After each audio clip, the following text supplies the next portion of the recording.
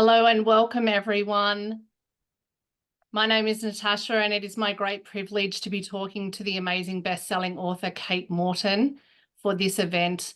We are so glad that you could join us. If you are dialing in, we'll give you a few moments. You can let us know through the webinar chat where you are dialing in from. Let us know what library you're a part of. We've got people registered from all over in Australia, New Zealand, the UK. This is going to be a really great evening, so please check in. We'll just give you a few minutes. Okay. Well, my name is Natasha, and I've been in the content role for just over 5 years now. And it is my absolute privilege to be talking with Kate Morton, who I've been a fan of since I first read her novels. In 2008, I think it was Forgotten Garden, and then I went back to Shifting Fog, and then I've read all of them since then. So it's my really great privilege. Welcome, Kate. Thank you for having me. I'm so glad to be here. It's wonderful to get to speak with you. We'd like to begin this event by recognising the traditional owners and custodians of the land and waters on which we're meeting, and to pay our respects to any First Nations people who might be joining us and from wherever you are joining us from. I'm hosting this event from the land of the Wurundjeri Woiwurrung people of the Kulin Nation, and we want to pay our respects to all elders past, present and future, and acknowledge them as the traditional owners of this land and the traditional storytellers of this land. Before we begin, some quick housekeeping matters. Our event today is planned for about an hour, and we're going to get to know Kate and her research and her novels. We've intentionally turned everyone's cameras off so that you can fully concentrate on the conversation that I'm going to have with Kate for the first half. But don't worry, you will be able to get interactive, and you can submit your own questions by sharing it on the Q&A button at the bottom of your screen. We would love if you would give us some questions in the second half and let us know which library you're dialing in from. Also, this event will be recorded and we'll pop it up on our BorrowBox YouTube channel at the end of next week, so you can enjoy it all over again, or to share with any family and friends who might not have been able to join us this evening.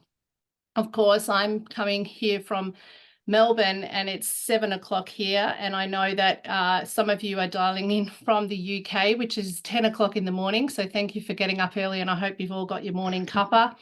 And we have our friends over in New Zealand where it is 9 o'clock. So it's really good to welcome you all here this evening. So let me begin by introducing our special guest. Kate Morton is the award-winning worldwide best-selling author of 7 novels: Shifting Fog, otherwise internationally known as The House at Riverton, The Forgotten Garden, The Distant Hours, The Secret Keeper, The Lake House, The Clockmaker's Daughter, and of course her recent novel Homecoming. Her books have been published in 38 languages across 45 territories and have been #1 bestsellers around the world. She holds degrees in dramatic art and English literature and has lived with her family in both London and Australia. So welcome, Kate. Thank you very much. Again, it's great to be here. So I obviously have been a fan, as I mentioned, that since 2008, and you're an auto-read author for me. I always know that when you're going to produce a new novel that I'm just going to dive in. I don't even read the blurbs. I feel safe in your hands that we're going to get multiple timelines. There's going to be a mystery. The forces are going to align. There's going to be characters that will captivate me and lush descriptions of place, usually a grand house, and then the mystery will come together from the past and the present converging together. So for those of you who are fans like me, you might have read all 7 novels, but we want to, in this event, not give any spoilers to Homecoming, because there might be some of you that have not yet got around to the new book, which obviously, if you've seen it, it's a real fat book. It's 600 pages, 18 hours. And of course, on BorrowBox, which many of you through your library have got the free app, and you will be listening to either Claire Foy reading on the audio book, or you'll be reading it through the ebook. So for me, I'll just give you a little brief elevator pitch for those of you who are not familiar with the story, so you can get a sense of what this story, the new one, is going to be about. So we open on New Year's Day in 1959, and Isabel Turner is preparing a party for her family at Halcyon, a house that she lives in Tambilla in South Australia. But unfortunately, by year's end, on Christmas Eve, she will be found dead with her 3 children, John, Matilda, and Evie, and her baby Thea will be missing. They are found by a neighbour, Percy Summers, and then we will leave that and shoot forward in time to 2018, where Jessica, a 40-year-old journalist who's been working in the UK for almost 2 decades, is called home because her grandmother, who she's very close with, Nora, has had a fall, an accident, is taken to hospital, and she rushes home. And while Nora is incapacitated, she comes across in Nora's home where she has grown up, a book, a true crime book by Daniel Miller called As If They Were Asleep. And indeed, this true crime book talks about the tragedy in 1959. And Jessica will be drawn into investigating this story and learning very quickly that her family's story actually links to this tragedy decades before. At the same time, we will start getting different perspectives and points of view of that tragic time. And each time we hear one, we'll start to learn something new that adds to the layers and the puzzle of trying to work out a crime that really wasn't satisfactorily solved at the time in 1959. And then at the same time for Jessica, while she's dealing with all of these revelations and these explosive secrets, she's also having to grapple with the fact that Nora, her grandmother, is in hospital. And how is she going to deal with her mother, Polly, Nora's daughter, who she's been estranged from? And will they actually be able to reconcile by the end of the book? I mean, Kate, it's an extraordinary story. I just found it so immersive. It must have just been something that came to you when you were getting home. I know that you came to Australia, and obviously this book is actually set predominantly in Australia, which your other books have not been. Yes, first of all, I have to thank you for summarizing so deftly. You did that far more succinctly than I could, because whenever someone says, it should be the simplest thing to answer, tell us about your book. But it's so hard to condense 150,000 words into a neat summary without leaving anything out or over-egging something that shouldn't be. So you did such a great job. Thank you for doing that. Yes, this, unlike the 6 preceding books, Homecoming is set predominantly in Australia, which I loved doing. It wasn't the plan, as you sort of alluded to that. When I started to come up with ideas for what would be my 7th book, I was living in London. I'd been there for about 4.5 years. And I'd picked up a story idea that I'd worked on in the past and left and wanted to come back to. And I was really invested in this idea. I did about a year of research, and I had written about 20 or 30,000 words of this book set in Europe when early 2020, the first rumblings of the oncoming pandemic began. So my family and I were in London, just getting about our business. And it's hard to remember because so much has happened since then, but things escalated very quickly. I think day by day, the news got more serious. And, within the space of a week, I think we went from farewelling family who'd come to visit us in London to hopping on a plane ourselves because we were due to come back to Australia for Easter. My children were all in school in London, and we got notice that school was going online and they weren't allowed to come anymore. We happened to have a flight booked that happened to fall in the mid-March that we were going to push to Easter. And so as we looked, we saw that flights were dropping off the board and being cancelled. And we thought, gosh, we've got family in Australia and elderly relatives. We probably should take this opportunity, go back home. The kids can do online school, and then we'll come back to London in the summer when the pandemic's over. Of course. Not be long at all. Not long at all. No, a few months at home, fine. And so that's what we did. And I think it became clear, even in the course of that flight, which is always surreal, long haul flying, but even more so in mid-March 2020, when, as I say, you could see flights being cancelled, all of the airport shops were being shuttered. Flight crew were talking, you could hear them talking about how they were there was no more work once they got back to Australia, that the flights were stopping. It felt like the end of the world. Anyway, so we left the grey, grim, late winter London, flew back to Australia through this long, surreal flight, landed in South Australia, where the place we were coming to was a farmhouse in the Adelaide Hills, where it was bright, sunny late summer. There were roses growing around the old stone house, and with big, heavy flowers, and a bird at some point had dropped cherry tomato seeds into the rose garden, and so they had taken root, and it just smelled like sunshine and tomato and roses, and it was so strange, so discombobulating to have gone from one extreme to the other, that I think, as it became quite clear that we were going to be there longer than I had first thought, I tried to keep writing the book that I'd been working on, but it felt so far away, not just geographically, though that too. It was just a whole different mindset. And whenever I picked it up to work on, because it is my job and I should be able to do this, it just felt dead. It was dead on the page. And I persisted for months before I realized I really was going to have to set it aside. But thankfully, being in this very different natural world where my perception was almost granular, the sunshine and the garden, and I became so aware of these things that you normally take for granted, perhaps because it was such a time of strange anxiety in the wider world. I kept thinking, in fact, of the T.S. Eliot poem Burnt Norton, where he writes about being in the rose garden of the big old house, and he talks about it being the still point of the turning world. That's what it felt like, as if the world was swirling, but here in this garden was the still point.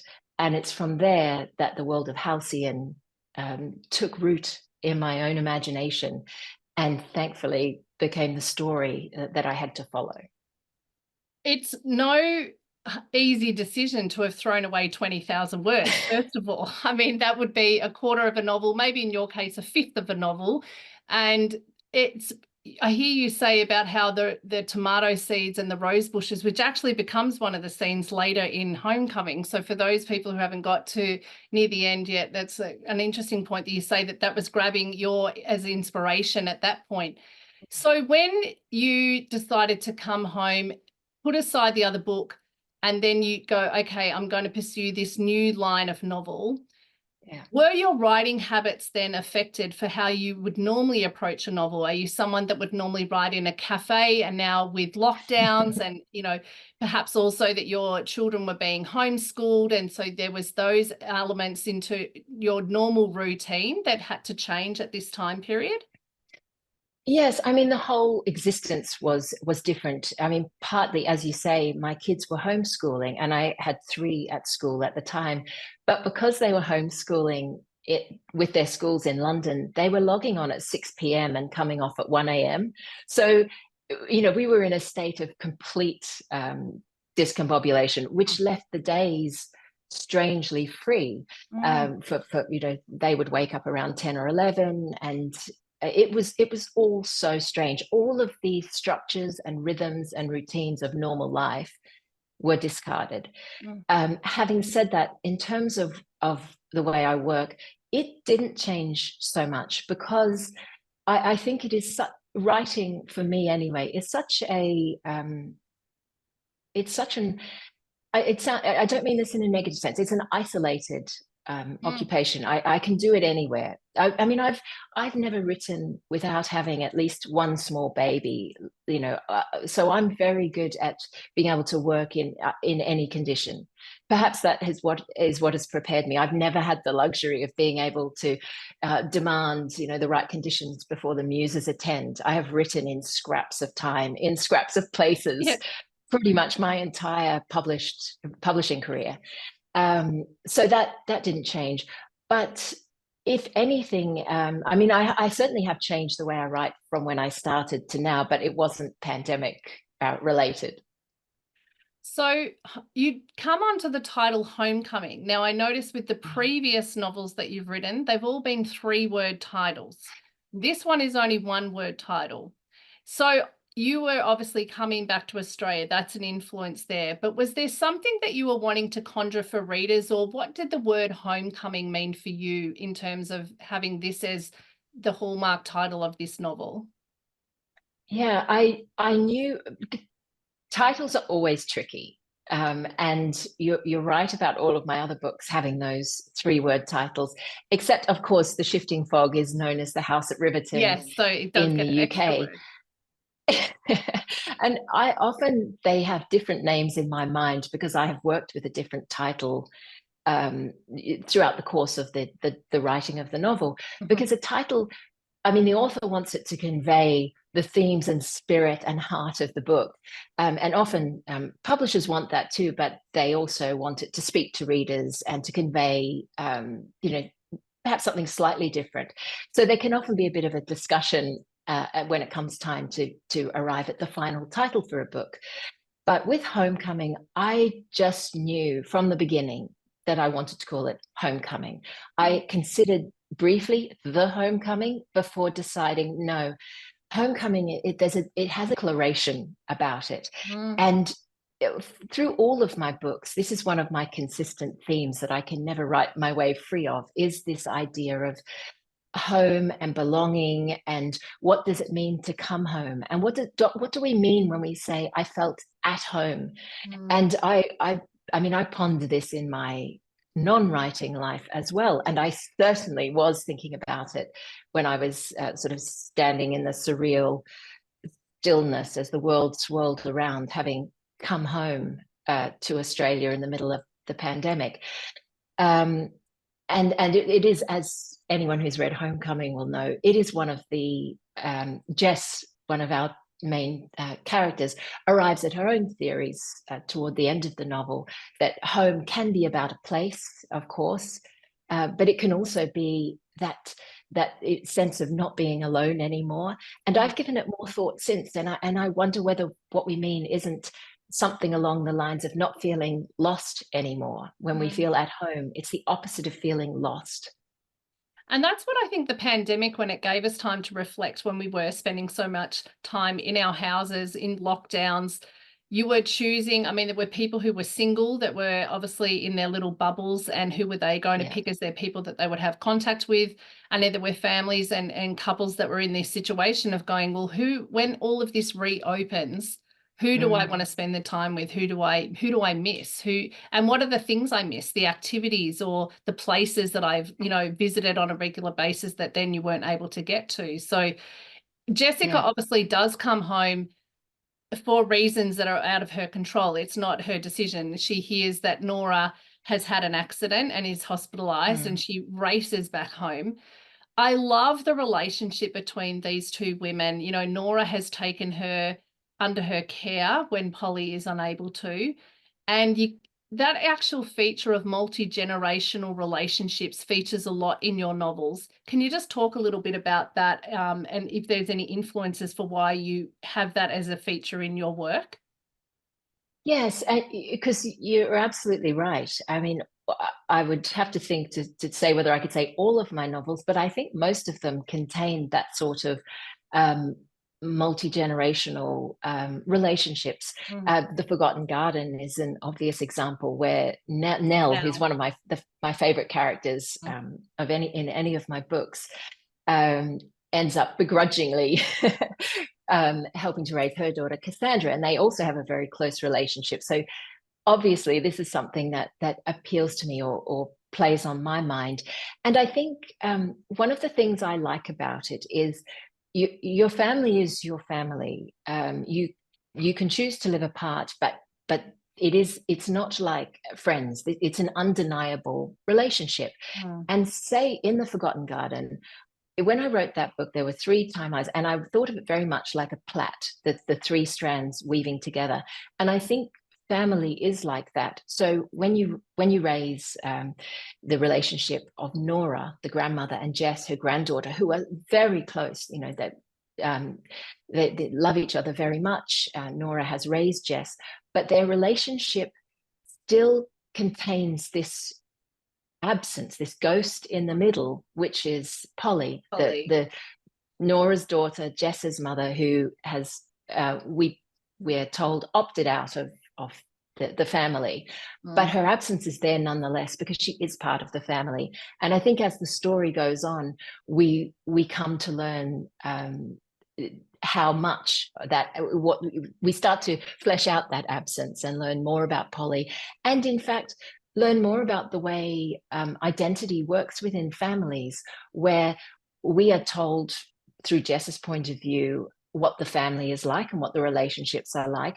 We're told through Nora, but as we get to hear Polly's voice, and it doesn't come in until later in the novel, we start to remember that, of course, perspective is everything, and there is often more than one way of looking at the same set of circumstances. And that, I love Polly. I thought she was a fantastic character. And I really love how she does come late structurally into the book, because it does remind you about how incidents in a family, depending, if you're a sibling, like I'm the eldest, and my sister and I will often talk about certain events, but my perspective's coming as the eldest child. She's coming from the youngest, and we remember things in a different way, even though we were both there at that same event. I think when Polly comes into the picture, Jess starts to realize that the things that she's perhaps just willingly believed with Nora, who's quite formidable, and she's quite, deliberate, and at times I'd say manipulative in how she's kind of controlled the situation to get what she wants. Polly kind of impresses upon into the story that we realize, hang on, there's another perspective here that we haven't maybe thought about. We can't just believe everything at face value. Exactly. And I really loved that aspect of writing the book, because Nora is a very certain person and Polly is quite an uncertain person. And when I was writing that, I was thinking about the way in families, so much of what we know about our family is through the stories that we're told, stories about people who came before us, and also stories about ourselves. Oh, you were like this as a child. Oh, you always did this. And these become part of family legend. And there's often one person who takes on the role of the storyteller. And in the family within Homecoming, that is very much Nora. And Jess has been the recipient of so many of these stories, and as has Polly. And so their senses of self have very much been formed by Nora's stories about them. And through the course of the book, I hope we come to see, and I hope they come to see, that there are other ways of, and that they are more complex perhaps than the version of themselves that Nora has spoken to them about. It leads into another really big common thread that happens in a lot of your books, which is the idea of mothers and daughters. So Nora obviously being the mother of Polly, Polly being the mother of Jessica, but we also have the other mothers in the 1959 time, Isabel Turner, and then also we have Meg, who is the wife of Percy Summers, who's the ones that finds the dead bodies on the property, and becomes that whole family becomes a feature as well, because Isabel's daughter Matilda is dating their son Kurt. This idea of mothers and daughters, I really liked how you were presenting some mothers who are yearning for motherhood, others who are struggling with motherhood. There's a slight, and I think sensitive touch that you have on postpartum depression, and the idea that maybe motherhood and having a relationship with a daughter is not as easy and as welcome as they thought that it might have been. It's going to be more problematic.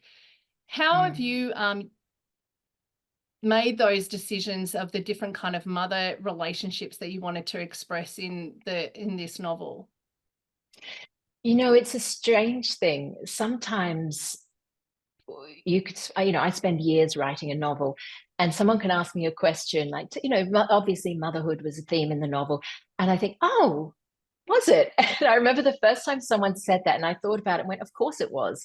I think it's because there are some themes that a writer doesn't choose. The theme is with the writer. And for me, so much of my own life has been defined by occupying that role of mother, and mother who also writes, mother who also works, and juggling those roles. Obviously, I'm also a daughter, a sister, and so these feminine roles are very much a part of my life. And I've always loved, and I always think of my own books as belonging somewhere within the Gothic world. And I don't mean ghosts and monsters and big old crumbly castles, though I am partial to those as well. I mean more for those ideas about embedded text, the present and the past rubbing together, sins of the father, and also the role of women, the entrapment of women, whether it's they're entrapped in a castle or they're entrapped by society's expectations of them, their own family's expectations of them. And those themes, I never get tired of writing about them because they're ever present. I mean, when you mention motherhood, we talked about Nora and Polly. From the start of the book, through Jess's point of view, we are led to see one as a good mother, a good maternal figure, and one as a bad mother who's abandoned her child, who's not interested. And I really loved playing with those ideas because there is so much judgment. I mean, we see it, on the internet or, all over the place in the media of women. And I liked, as we mentioned, seeing those things from a different perspective, and decisions that might have seemed one way when viewed through a different lens, it can be seen to fall somewhere else upon the spectrum. So those things were very much in the top of my mind as I was writing the book. It's funny, my eldest son picked up. It must have been I might have been doing the final proofread, and he picked it up and he started to read the prologue. And the very first part of the prologue is in Isabel's point of view.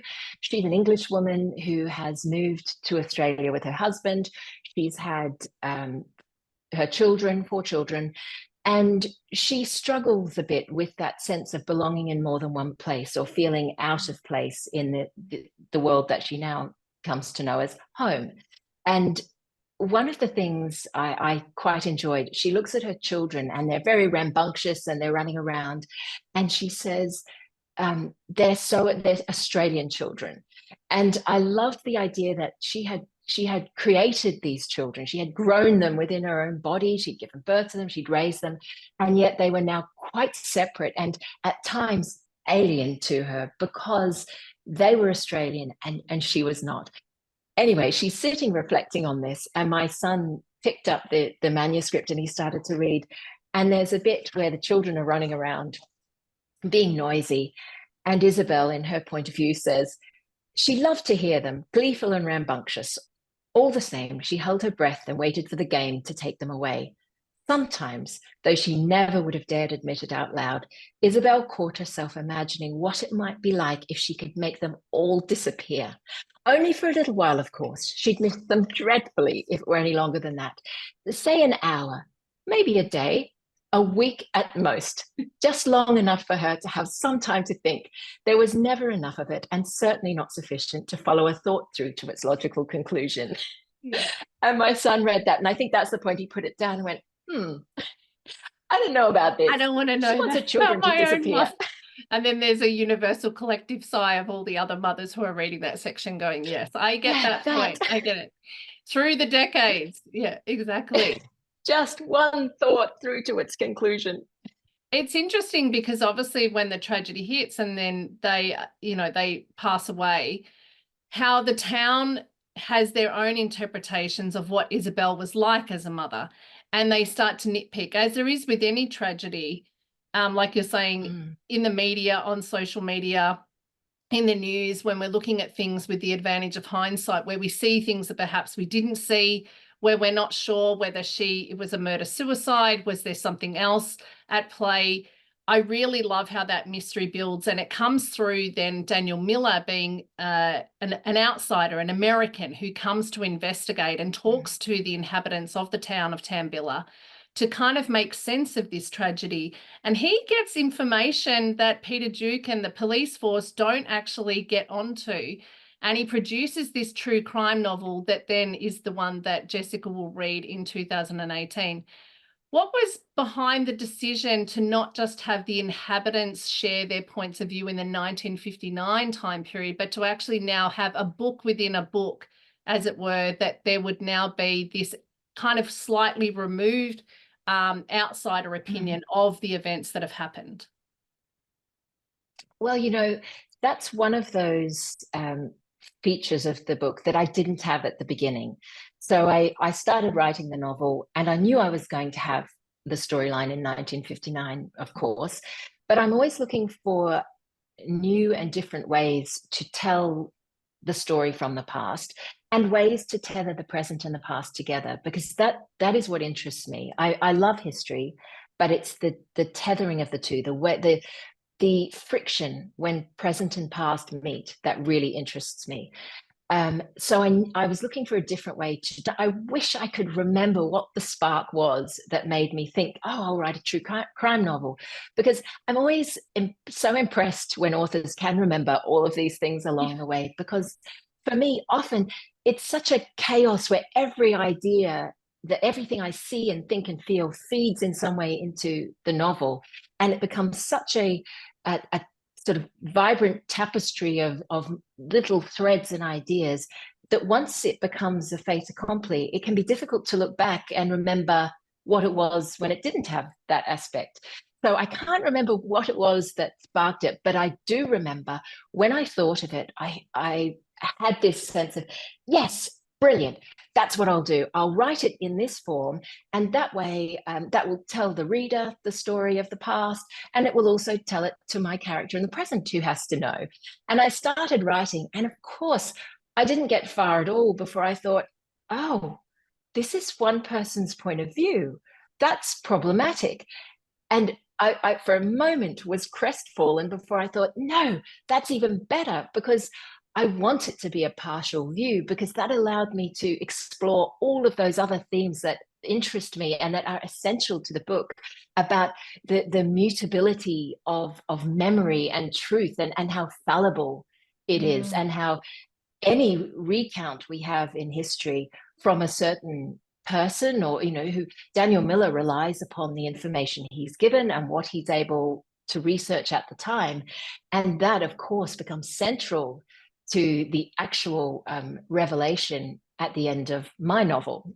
And of course, history is, when it's being written, is what is decided to be included or not included. And Daniel Miller makes very important decisions about what he's going to include or not include. I think that keeps the suspense going right to the very end, which is so satisfying as a reader, that you're just interested how, as Jessica keeps reading this book and we keep seeing it through his eyes, what has happened and who he's talking to and who he's friends with. And then you realize that even he hasn't shown all these cards at once. I mean, it just keeps you gripped to the very end. It just, that last quarter, you just hurtling almost to understand and keep up with what's going on. I just loved it. Of course, aside from the feminine focus and Daniel, we have another really important perspective, which is Percy Summers. I mean, I loved him right from the beginning. A lover of classics, a lover of books is going to appeal to any book lover indeed. And his fascination with Austen, I found quite interesting. And then, of course, he reads Thomas Hardy, and, you know, and there's these links to books that Jessica has been reading in the present in 2018. She loves visiting the Dickens Museum. So there's this real sense of more than just the crime book being the book within the books, but this idea of what books mean to him and the kind of what it says about him as a character and as a person. How did Percy fit into the picture? Was he one of the earlier characters that came to you? Was it someone that evolved over time? Was he fully formed, or, you know, did he speak to you in gradual droplets as he was being featured throughout the book? Oh, I'm so glad that you liked Percy in particular, or that he rang true for you, because he was one of my favorite characters to write. He was I think it's fair to say, the first character whose voice came to me, and it came so clearly. Every so often that happens, and it was just not an effort to write in his viewpoint. It just felt, I just knew who he was from the beginning.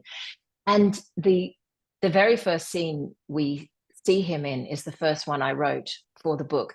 And it arose from we had to do 2 weeks of quarantine when we got back to Australia. And so we weren't allowed to leave. So we would do walks around the perimeter of farm paddocks and just to sort of get out and move and get children out of the house.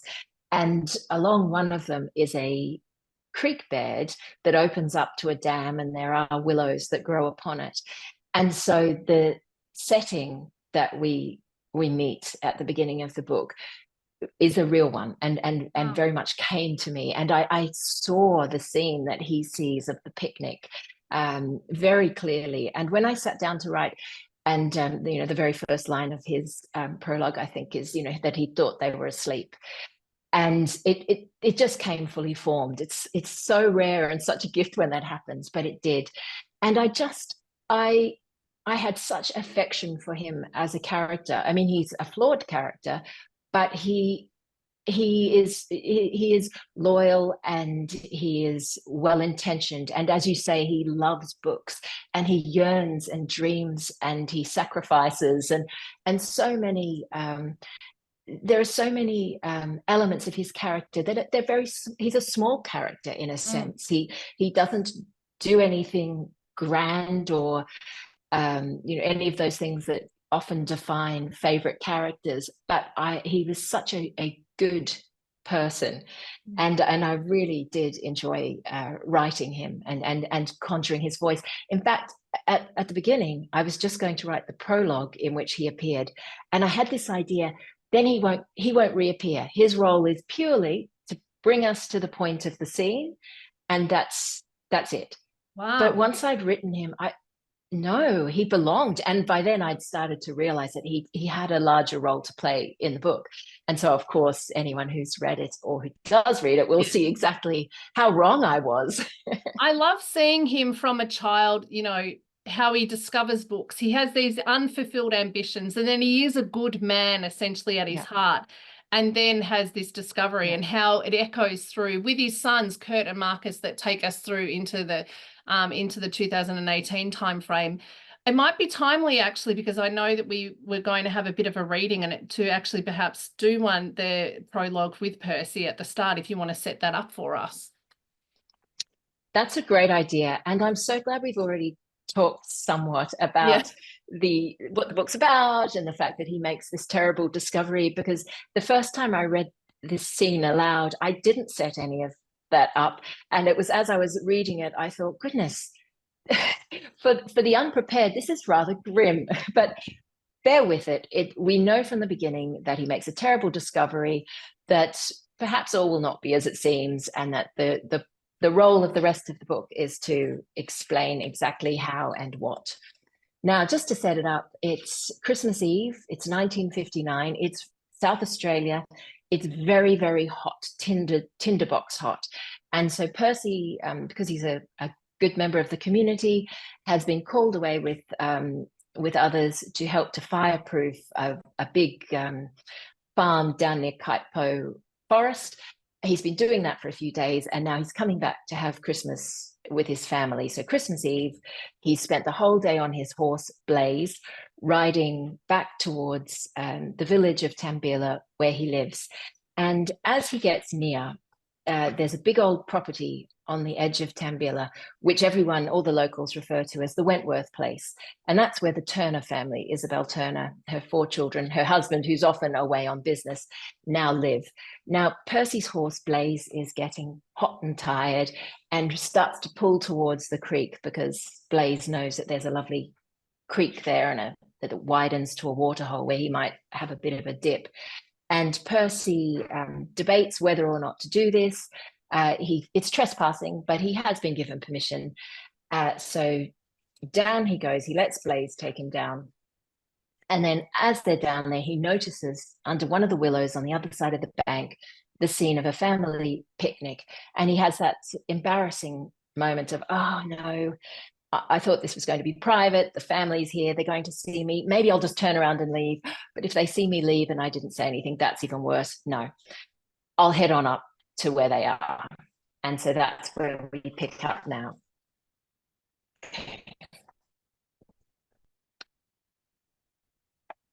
The sleeping children, he remembered thinking, looked like the etchings in his mother's precious family Bible, brought with her grandparents when they emigrated from Liverpool.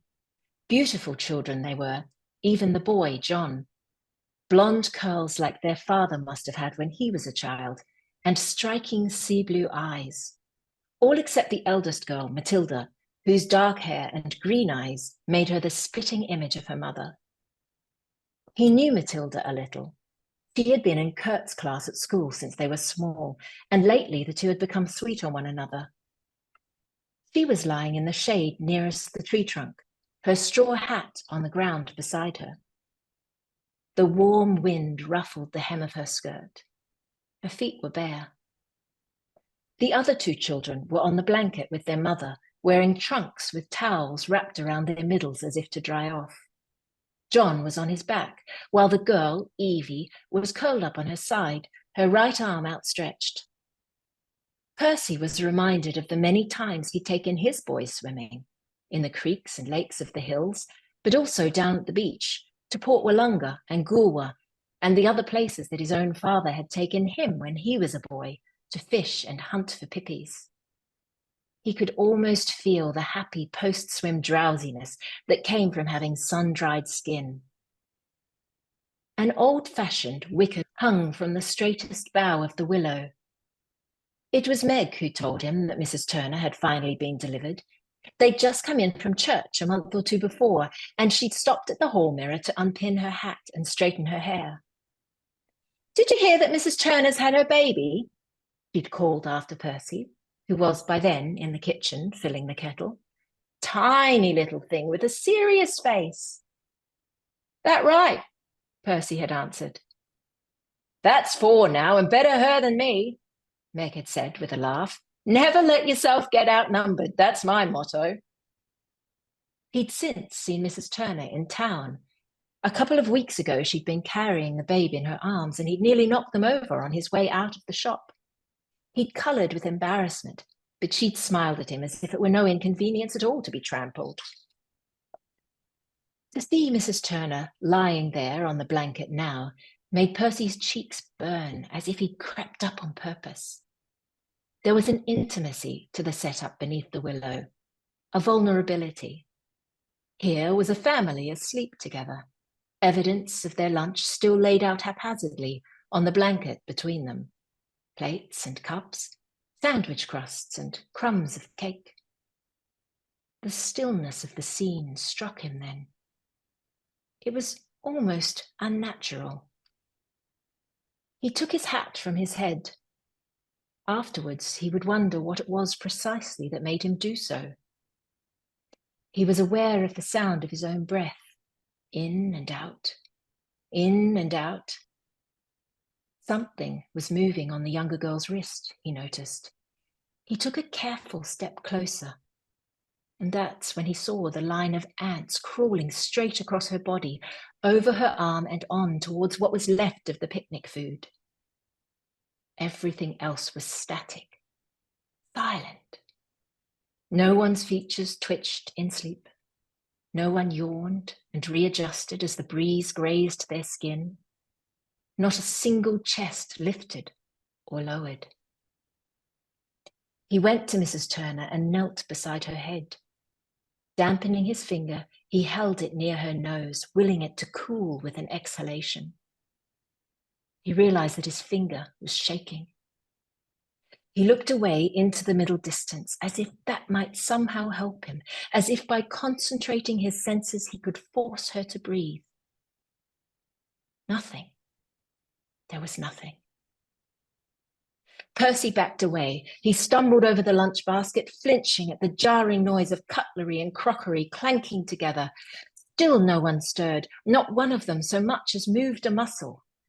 With trembling hands, Percy jammed his hat back on his head. He tried to stop his thoughts from racing, tumbling, colliding with one another. Realization, shock, fear. He tried to clear his head of the lot of them so he could work out what should happen next.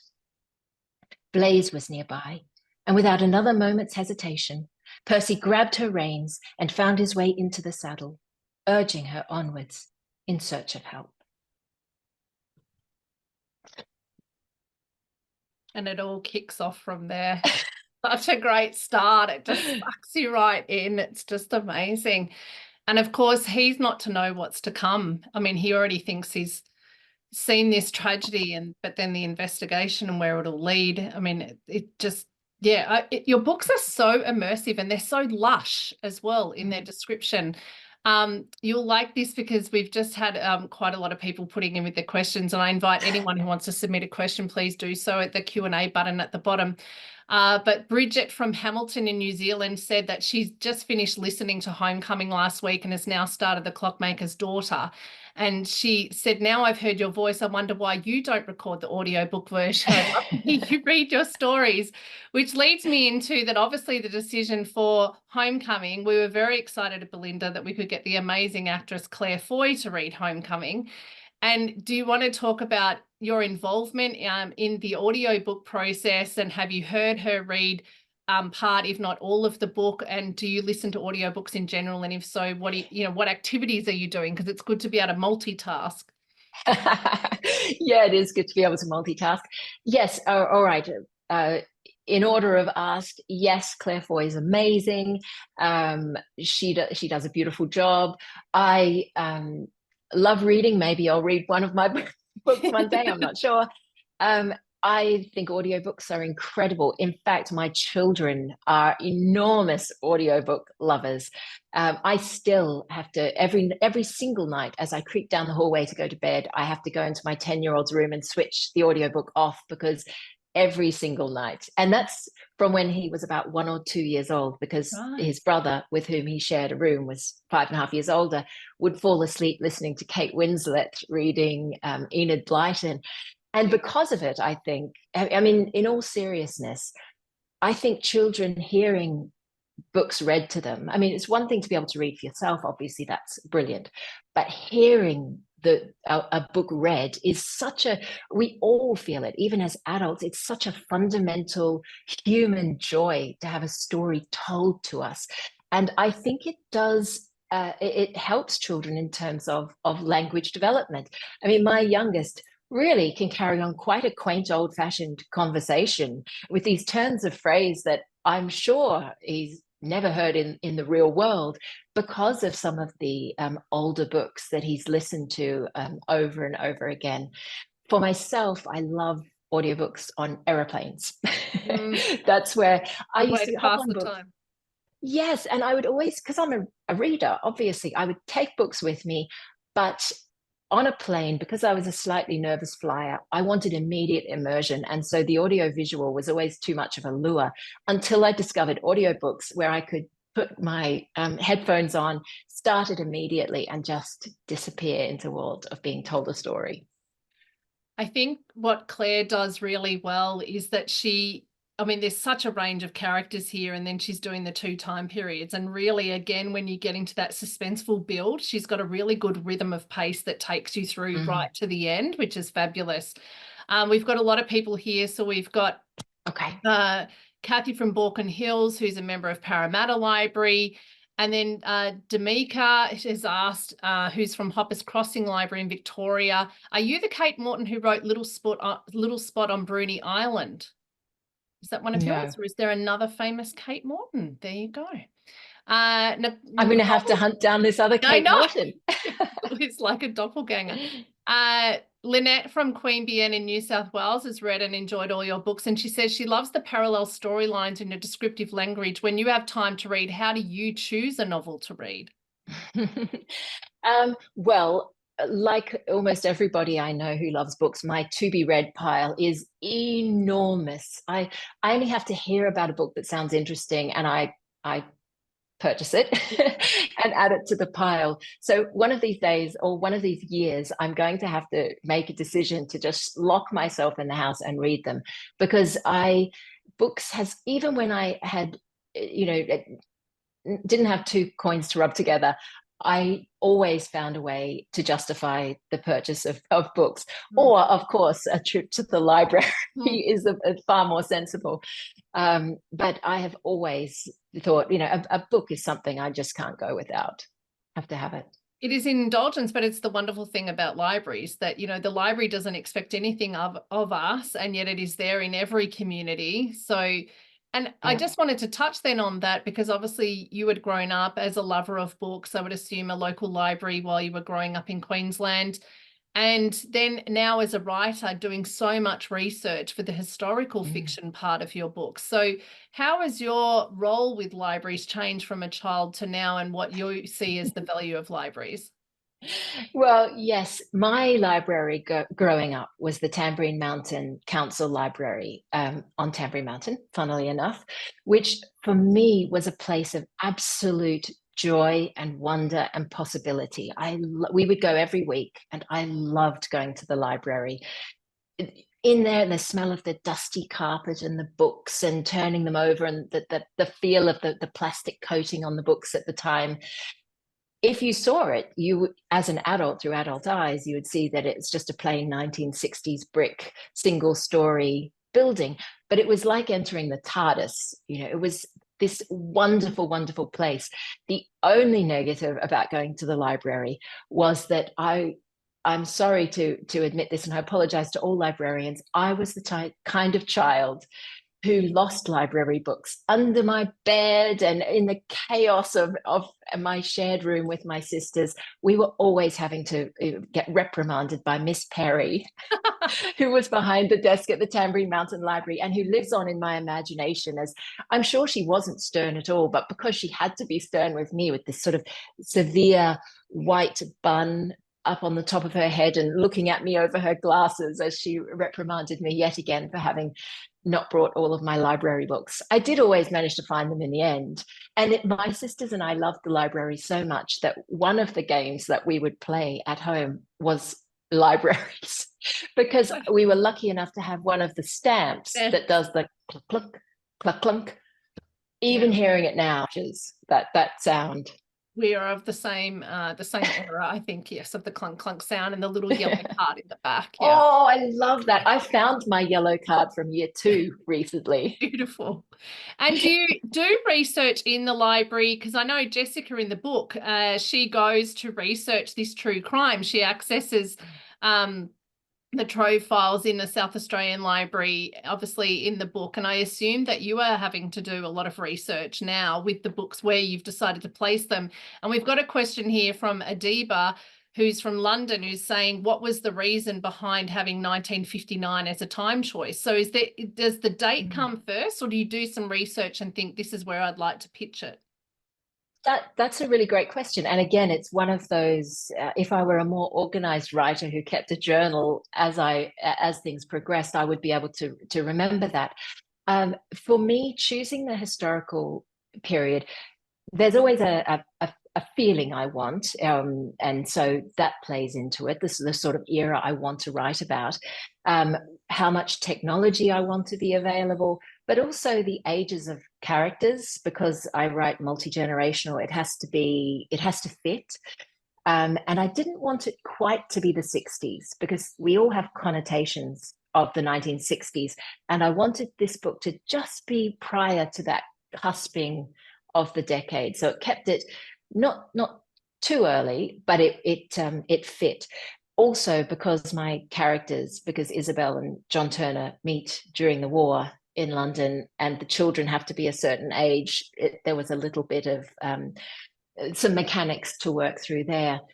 But in terms of the library, I had the joy actually of giving Jess exactly the process that I had gone through, because when I decided I was going to write in the 1950s, and it was very hard to find out what police processes might have been like in the 50s in South Australia, because unlike, say, London, where it's feasible that you'll find history books written about the history of the Met, there's not so much available on the South Australian police force.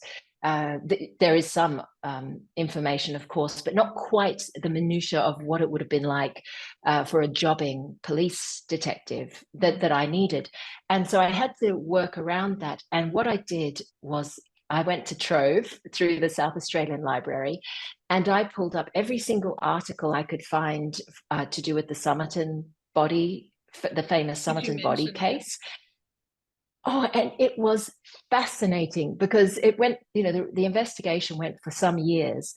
And not only was I able to see what the police were doing through the way it was reported in the press, but also the language. It was a little bit earlier than my setting, but the language of the time, the way people referred to one another as Mr. and Mrs., those tiny little details that help me as a writer step into the period and the place in which I want to set my book and really find that verisimilitude that is necessary to convey it to readers.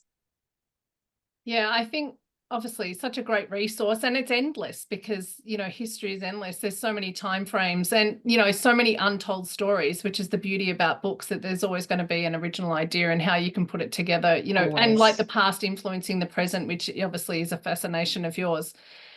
Peter has asked, do you plan out the chapters first and then jump each timeline, or are you just writing them separately as the two timelines and then put them together? How do you work out the chapters in your writing? I've changed over the years. So when I first started, because I can't quite believe it's been almost 20 years that I've been a writer, a published writer. In the beginning, when I started out, because I'm a left-hander, but I do things right-handed. I love English and drama, but I also love maths and was very good at it. So I'm quite left brain, right brain. Mm-hmm. And so in the beginning, I took a very pragmatic approach. I read how to write books. I looked at the books that I admired and tried to work out the proportion for each character, what viewpoints were being used, and really go into the nuts and bolts of how they were put together. And so when I started, I was very linear and pragmatic. I knew I spent months plotting and planning and conjuring. And then I would sit down and I had a really good sense of what the book was going to be. And I would plot the first few chapters, scene by scene, because of course, scenes are the building blocks more than chapters. And I would know what I was doing, and I would write from the beginning to the end. And I think it was around about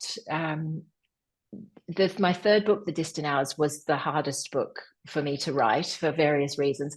But by the time I got to my fourth book, Secret Keeper, I had discovered a new tool. I stopped using just plain word processing that allowed me to give full vent to how my brain actually wants to work, which is quite chaotically, where I have all the different eras and scenes available to me at the one time, and I can drop ideas here and there and then come back to where I was working and let it all start to thread together in a much more organic way. And so that's how I work now, largely beginning to end, but I jump back and forth as needs be. I love hearing that evolution of you as a writer. And I think for any writers that are listening, I think, it's that idea of you do evolve as a writer, and that you actually then can try something different depending on the book that you're writing, and it leads you into a different way. Mm-hmm. Mari actually asked, are there any plans for your books to be made into a movie or a TV show? And I would also add, knowing that you are a theatre person like myself, even a play, has that ever been a thought for you, that your novels would be turned into a different medium? And is it something that you've ever actually thought about writing, not novels, but maybe a screenplay or a play?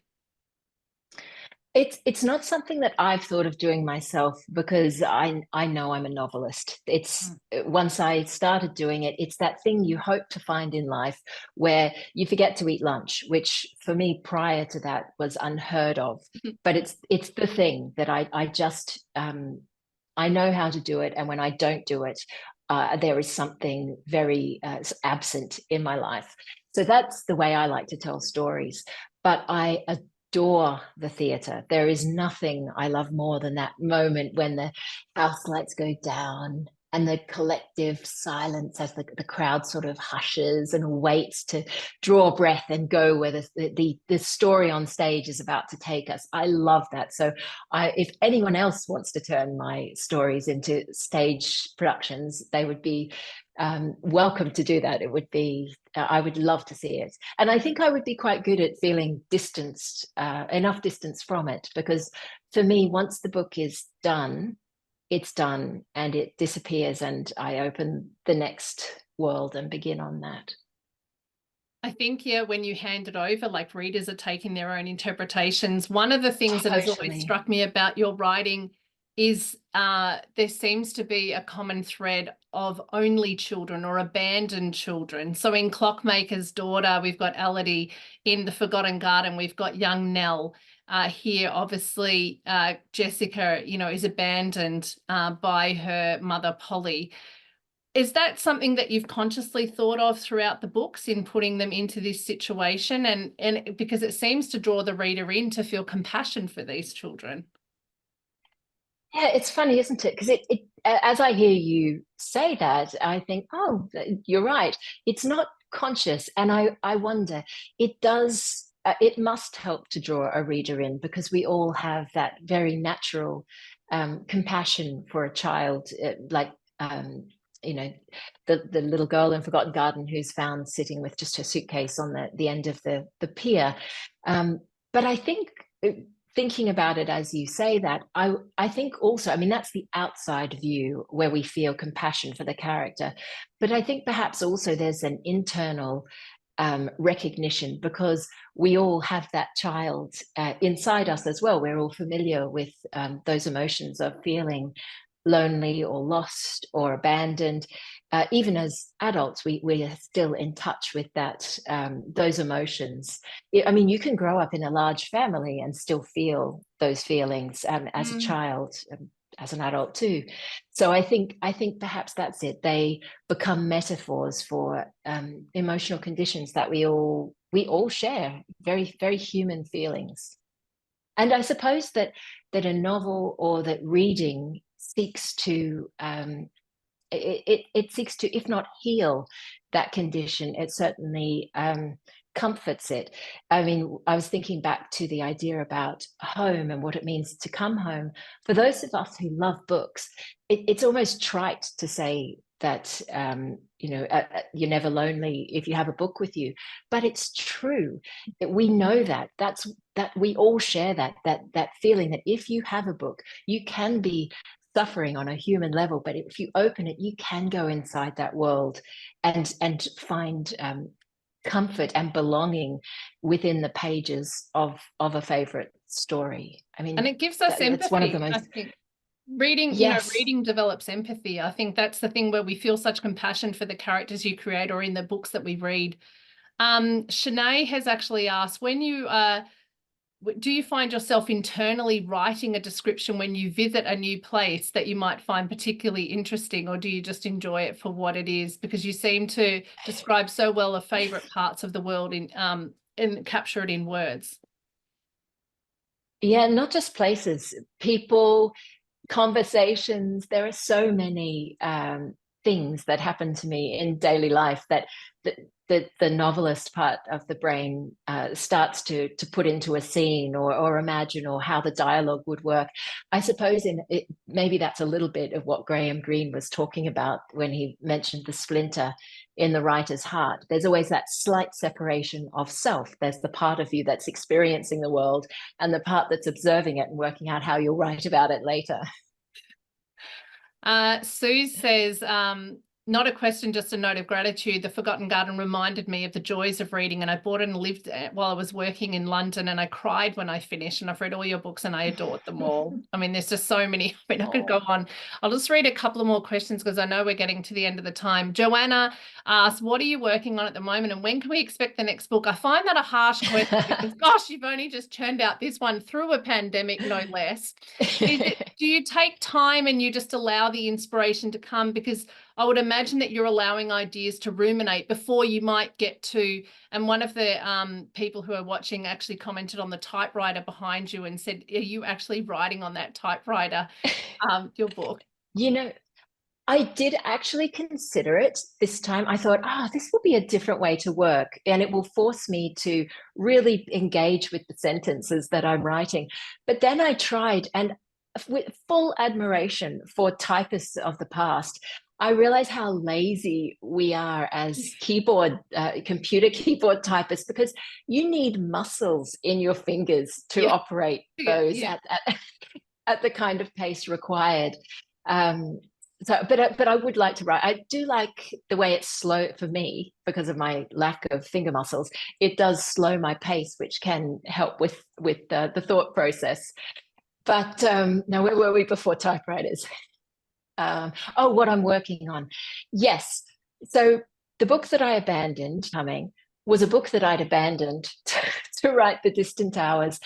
And when I got to the end of Homecoming, I do always need time because the books that I work on, it becomes a time capsule of my life. They're not autobiographical, but everything that happens to me as a person, that the veil is very slim between me and my work. It's like an osmosis of the things I think find their way in. And so they become they're open all the time. They don't switch off at the end of the day. They're constantly there. And it takes a while to let all of that go and have room for new ideas so that I don't simply repeat myself and write the same book again. And there are so many elements. You need time to gather them so that they can be woven together. So I got to the end of Homecoming and I, left it for a while. And then I went back and I opened the old file from the abandoned book, and it still didn't feel entirely alive, but there was enough there that I really do want to write about. And so what I realized was it just needed the time for me to bring in elements from the person I am now and the things that interest me now and that I want to write about, to add layers. So lo and behold, it's become a very, very complex, multi-timelined, multi-viewpoint story that somehow is all going to wrap up together into one novel. Well, we look You forward heard it to here that. first. When it comes, we will all be really, really grateful for another one. Charlotte actually asked, how do you discipline yourself to just sit and write for a set period? Do you block out the rest of the world? And I'm curious to know, are you listening to music? Do you get yourself a cup of tea if you're in Australia? Do you have the Vegemite on toast? Is it something where you go, okay, I've got 8 hours and I'm treating it like a work day? Or are you walking or doing other activities before you would sit down to write? Gosh, that is such a great question. And I had about 6 answers along the way because I do all the things. And it's one of those things where I can say to you, I love writing. I love being in the denseness of the language and the story, but getting myself to the desk and making myself start each day, it's a battle every single day. And I don't know why that should be. I think it's quite common with writers, there's always once you start, because there are three parts of writing a book. There's the dreaming and conjuring. Love that. Favorite part. That's like being a child. It's play. I fill notebooks and it's all alive. There's the editing at the end. I also love that because you've got something and you You can love the start editing making it better. process. Great. Love the Yeah, editing right. process. Oh my gosh. And I'm ruthless. If it makes it better, Get I will that red cut pen out. whatever needs to Yeah. be cut. Yeah, love it because I like making things better. The hard bit is the middle section, and that's the writing of the book. Damn Because that middle bit.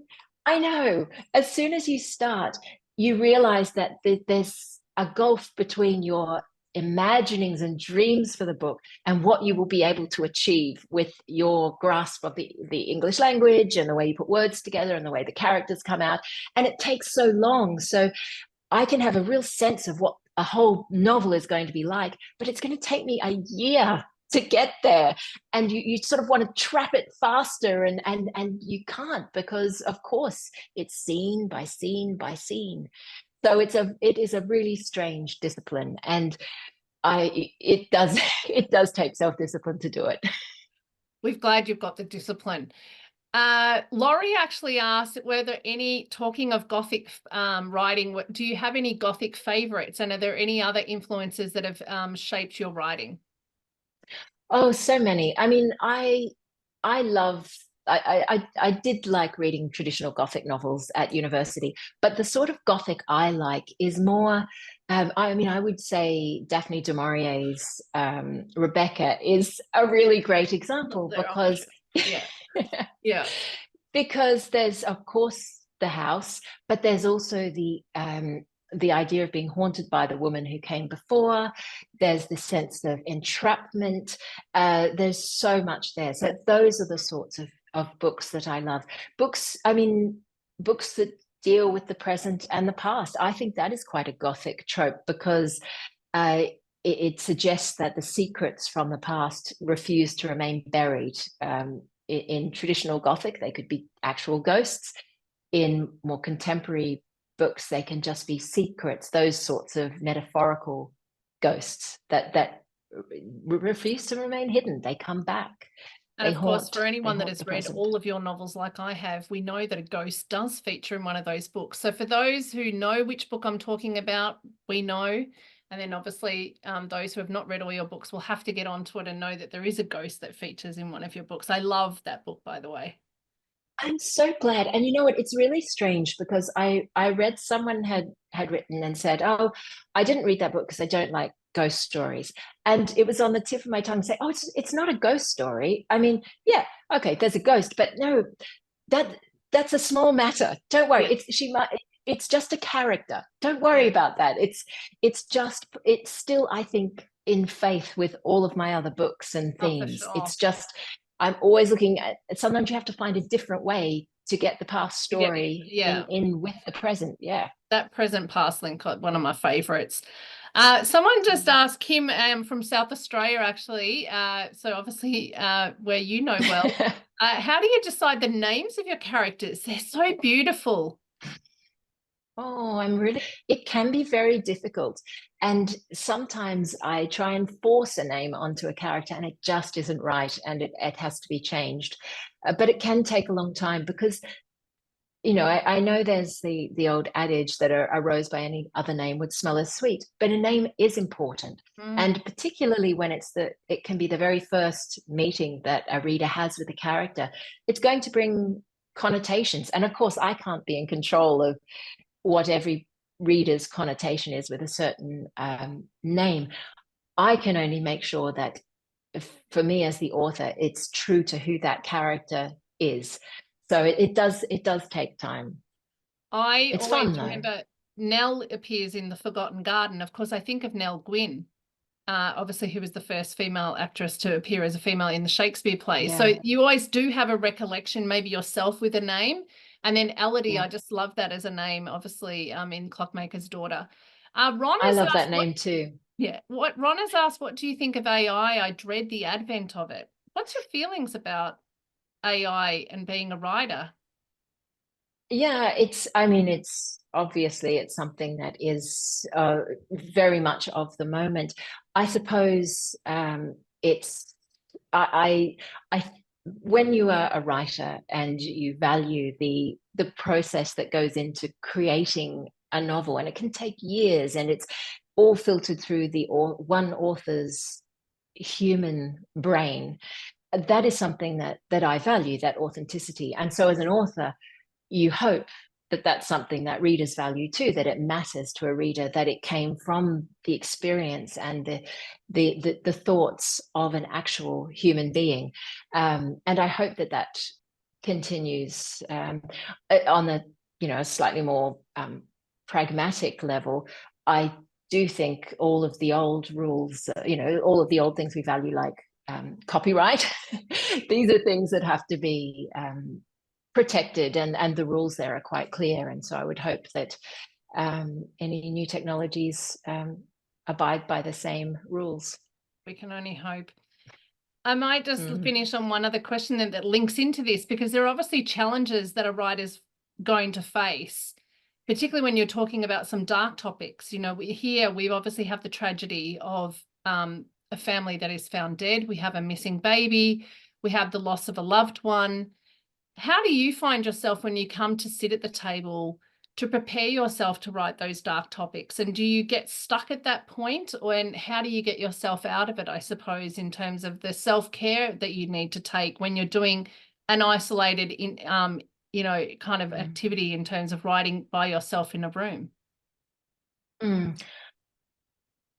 It's hard to answer without sounding cold, because of course there's a difficulty in writing about difficult difficult events, difficult dark occurrences. But there's also, as a writer, there's, from a technical point of view, it's also a challenge. And so I suppose that I approach it in that way, because I'm very aware that what I'm doing is storytelling as well as writing, putting words together. Even though I'm approaching something that is a difficult part of the story, or where something terrible might happen, for instance, the scene that I read, there is also, I know that as a storyteller that it is a peak moment of the story, and that I need to bring the reader along with me, that I have to show them and make them feel. But I do have to, the most challenging and interesting part of doing it is navigating the line between emotion and restraint.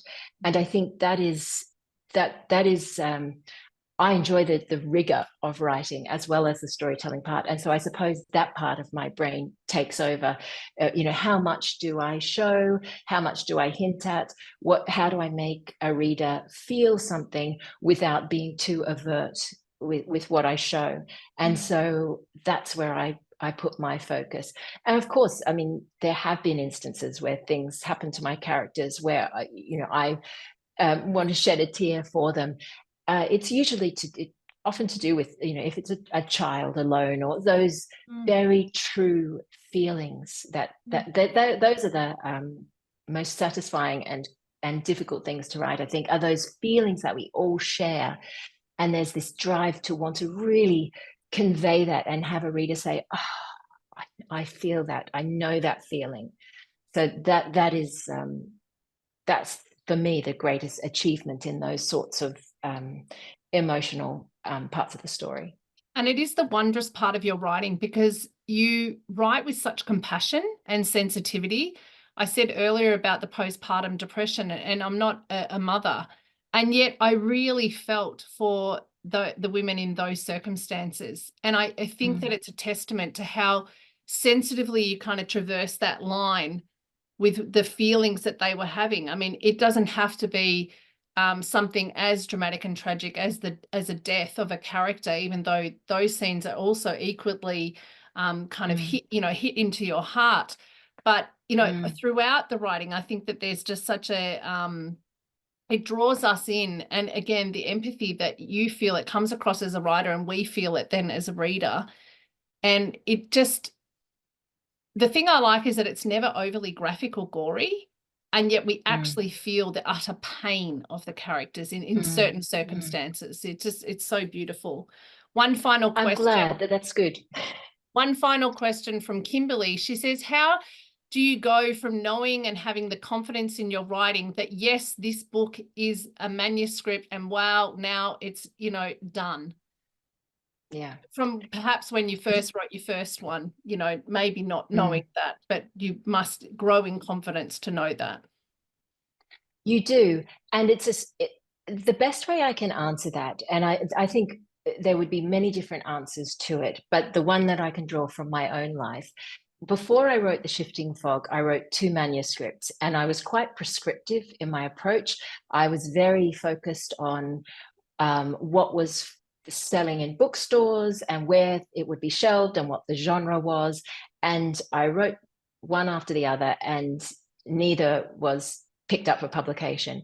And then I became pregnant with my first son, and I just dropped out of the world of where I felt as if the idea that I was ever going to be a published author was now so far away that I let go of any expectation. I genuinely let go of any expectation.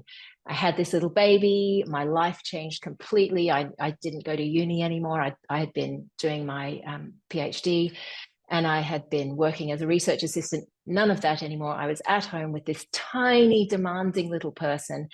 And I had this idea for another book. It didn't fit any genre. It was just the things I loved. I'd written a list of all the things I loved, and I needed to do something for myself, a place I could go when this dear little person finally slept for 40 minutes at a time every so often. And so I started writing, and I had no expectation. It didn't fit a genre. It's part history, part mystery, part romance, part whatever. And I just knew it felt different. It felt authentic and real, and the characters were real, and I just knew it was different. So even though I had given up that expectation, it felt real to me. It was real.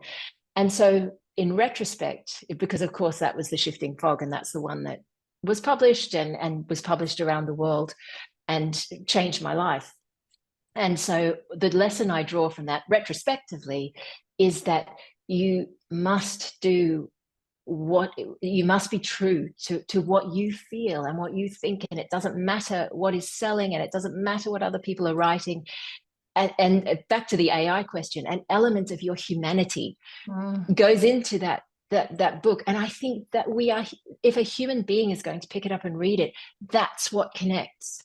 It's that recognition of, you know, I felt that too. This feels real. And you will come to know that in your own writing. You just know it's alive. Well, we have all been so grateful to connect with you for this event. It's just been an absolute delight to speak to you about your writing, to speak about Homecoming.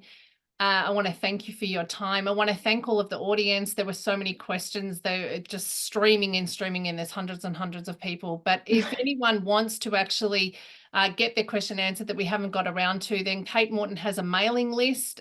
You can receive early information about her books at katemorton.com. She's also on Facebook and Instagram. I love your Instagram page, by the way. I think it's absolutely beautiful, and it's just so heartwarming. So I want to thank you. And just a reminder that obviously all of these books, we have been so proud here at Belinda to record exclusively the audio books for, and you can get them on the BorrowBox app. So you use your library membership to get access to the free. You download the app. It's that easy. And make sure that you get yourself in the queue for Homecoming. And it's an absolute a rip-roaring mystery that just will, I think you'll get all of those elements that you've perhaps read in the previous ones. And then here, obviously, you're going to have a true crime story, as we've said. And now you'll have all this background information, which actually makes it even more special. I want to thank my colleague, Bridget, who's been working behind the scenes on all the tech aspects. And I want to thank you most of all, Kate, just for joining us and sharing so generously your thoughts and your time. It's just been an absolute delight. And we love your books, and we look forward to what comes next. Thank you so much. And thank you, everyone. Thank you.